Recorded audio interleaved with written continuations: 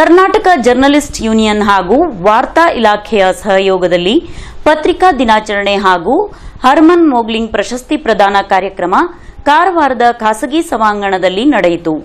ಕಾರ್ಯಕ್ರಮವನ್ನು ಕುಮಟಾ ಹೊನ್ನಾವರದ ಕ್ಷೇತ್ರದ ಶಾಸಕಿ ಶಾರದಾ ಮೋಹನ್ ಶೆಟ್ಟಿ ದೀಪ ಬೆಳಗಿಸುವುದರ ಮೂಲಕ ಉದ್ಘಾಟಿಸಿ ಮಾತನಾಡಿದರು. ಪತ್ರಿಕೋದ್ಯಮ ತನ್ನ ನೈತಿಕತೆ ಮೀರದೆ ಸತ್ಯದ ವರದಿಗಳನ್ನು ಮಾಡಬೇಕು.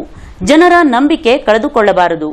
ಅಭಿವೃದ್ಧಿ ಕೆಲಸಗಳಿಗೆ ಪತ್ರಕರ್ತರು ಪ್ರೋತ್ಸಾಹಿಸಬೇಕು ಎಂದರು. ಪ್ರಶಸ್ತಿ ಪುರಸ್ಕೃತೆ ಶ್ರೀಮತಿ ವಿಜಯಲಕ್ಷ್ಮಿ ಶಿಬ್ರೂರವರೇ ಹಾಗೆ ಅಧ್ಯಕ್ಷ ತುಂಬಾ ಖುಷಿಯಿಂದ ನಾನು ಇವತ್ತು ಉದ್ಘಾಟನೆ ಮಾಡೋದ್ರ ಮೂಲಕ ಮುಂದಿನ ದಿವಸ ನಮ್ಮ ಮಾಧ್ಯಮದವರು ಹೆಚ್ಚೆಚ್ಚು ವಿಷಯಗಳನ್ನ ತಿಳಿಸುವಂತ ಕೆಲಸ ನಮ್ಮಂತ ಜನಪ್ರತಿನಿಧಿಗಳಿಗೆ ಮಾಡಲಿ ಅಂತ ಹೇಳಿ ಇವತ್ತಿನ ಕಾರ್ಯಕ್ರಮ ಕೂಡ ಅಷ್ಟೇ. ಯಾಕೆಂದ್ರೆ ಬಹುತೇಕ ಮೊಟ್ಟ ಮೊದಲನೇದಾಗಿ ನಾನು ಶ್ರೀಮತಿ ವಿಜಯಲಕ್ಷ್ಮಿ ಶಿಬ್ರೂರವರಿಗೆ ಹಾರ್ದಿಕ ಅಭಿನಂದನೆ ತಿಳಿಸ್ತಾ ಇದ್ದೇನೆ. ನಮ್ಮ ಕಾರವಾರ ಜಿಲ್ಲೆ ಈಗಾಗಲೇ ಹೇಳಿದ್ರು, ಕೃಷಿ ಇರಬಹುದು, ಸಾಹಿತಿಗಳಿರಬಹುದು, ಬೇಕಾದಷ್ಟು ವಿದ್ಯಾವಂತರು ಜನಿಸಿದಂತ ಒಂದು ಸ್ಥಳ.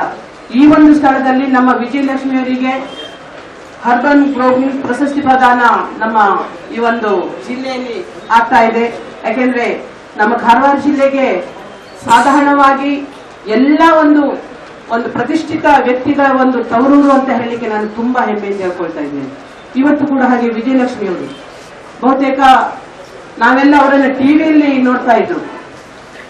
ಒಂಥರ ಈ ಕಳ್ಳದಂಧೆ ಮಾಡೋರಿಗಿರ್ಬಹುದು, ಕೆಲವೊಂದು ಅಂದ್ರೆ ವಿಷಯಗಳನ್ನ ನಮ್ಗೆ ಹೇಳಿಕ್ ಸ್ವಲ್ಪ ಕಷ್ಟ ಆಗೋದಿಲ್ಲ ಅಂತ ಆ ವಿಚಾರದಲ್ಲಿ ನಾನು ಕೂಡ ಅಷ್ಟೇ. ಯಾಕೆಂದ್ರೆ ಇವತ್ತು ಮಾಧ್ಯಮ ಮಿತ್ರರು ಅವರಿಗೆ ಅವರಿಗೆ ಒಂದು ಲಕ್ಷ್ಮಣ ರೇಖೆ ಇರುವಂತ ವಿಚಾರ. ಯಾಕಂದ್ರೆ ಯಾವ ವಿಚಾರಗಳನ್ನ ಬರೀಬೇಕು, ಯಾರ ಜನರ ಹತ್ರ ಯಾವ ವಿಷಯವನ್ನು ಕೇಳ್ಕೊಳ್ಬೇಕು, ಹಾಗೆ ಸಮಸ್ಯೆಗಳನ್ನ ಯಾವ ರೀತಿಯನ್ನ ಪರಿಹಾರವಾಗಿ ಅವರು ಮಾಡಬೇಕು ಅನ್ನೋದು ಕೂಡ ಅವರಿಗೂ ಕೂಡ ಒಂದು ನಿರ್ದೇಶನ ಕೂಡ ಇರ್ತದೆ.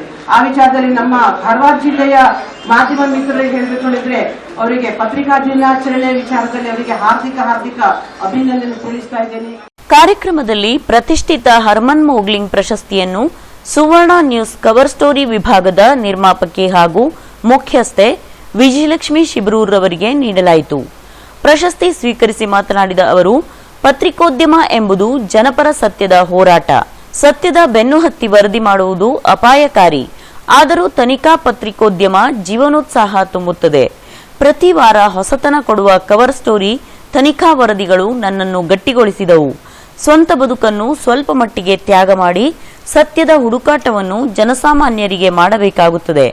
ಪ್ರಾಮಾಣಿಕತೆ ಎಂಬುದನ್ನೇ ಜನ ಅನುಮಾನದಿಂದ ನೋಡುವಂತಾಗಿದೆ. ಎಲ್ಲಾ ಕಡೆ ಎಲ್ಲಾ ರಂಗಗಳಲ್ಲಿ ಭ್ರಷ್ಟಾಚಾರ ತುಂಬಿದೆ. ಇವತ್ತು ಸತ್ಯದ ಬೆನ್ನು ಹತ್ತಿ ಹೋಗುವ ಪತ್ರಕರ್ತರನ್ನು ಅನುಮಾನದಿಂದ ನೋಡುವಂತಾಗಿದೆ. ಕೆಲ ರಾಜಕೀಯ ಆಮಿಷಗಳಿಗೆ ಕೆಲವೇ ಪತ್ರಕರ್ತರು ಬಲಿಯಾಗುವುದರಿಂದ ಇಡೀ ಕ್ಷೇತ್ರವನ್ನು ಅನುಮಾನದಿಂದ ನೋಡಿಕೊಳ್ಳುವಂತಾಗಿದೆ. ಪತ್ರಿಕೋದ್ಯಮ ಬಂಡವಾಳಶಾಹಿ ಮತ್ತು ರಾಜಕೀಯ ಪಕ್ಷಗಳ ಹಿಡಿತದಲ್ಲಿದೆ. ಪ್ರಾಮಾಣಿಕ ವರದಿಗಾರಿಕೆ ಮತ್ತು ಸತ್ಯ ಹೇಳುವುದು ಕಷ್ಟವಾಗುತ್ತಿದೆ. ಈ ಸ್ಥಿತಿ ಯಾಕೆ ಬಂತು? ಆಮಿಷದ ಬೋನಿನಲ್ಲಿ ಬೀಳುವಂತಹ ಸನ್ನಿವೇಶ ಯಾಕೆ ಬಂತು ಎಂಬುದನ್ನು ಆತ್ಮಾವಲೋಕನ ಮಾಡಿಕೊಳ್ಳಬೇಕಿದೆ.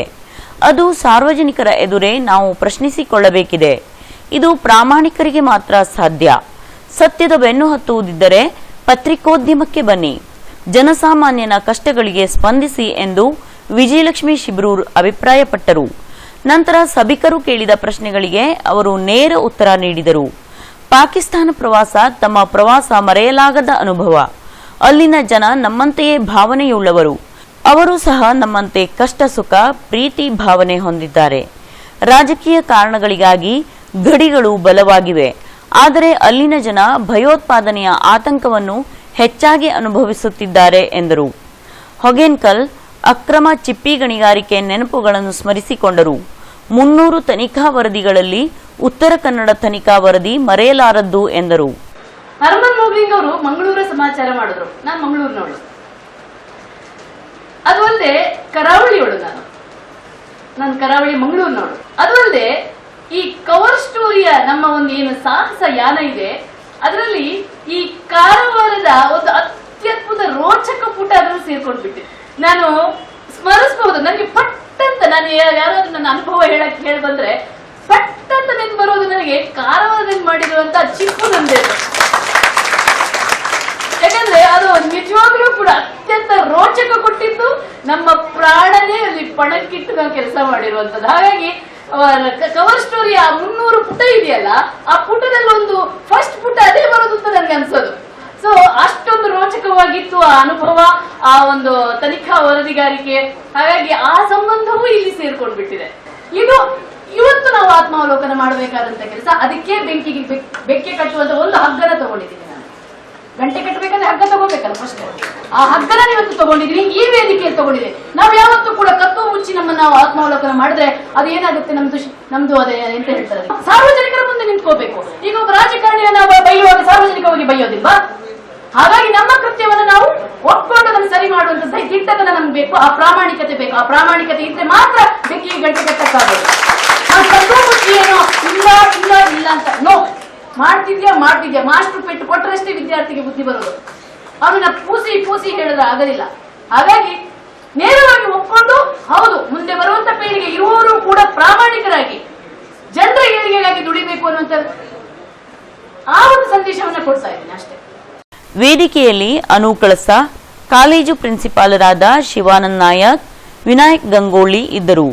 ಕನ್ನಡ ಸಾಹಿತ್ಯ ಪರಿಷತ್ ಅಧ್ಯಕ್ಷ ನಾಗರಾಜ್ ಹರಪನಹಳ್ಳಿ, ಜರ್ನಲಿಸ್ಟ್ ಯೂನಿಯನ್ ಅಧ್ಯಕ್ಷ ಕಡ್ತೋಕ ಮಂಜು ಮುಂತಾದವರು ಇದ್ದರು.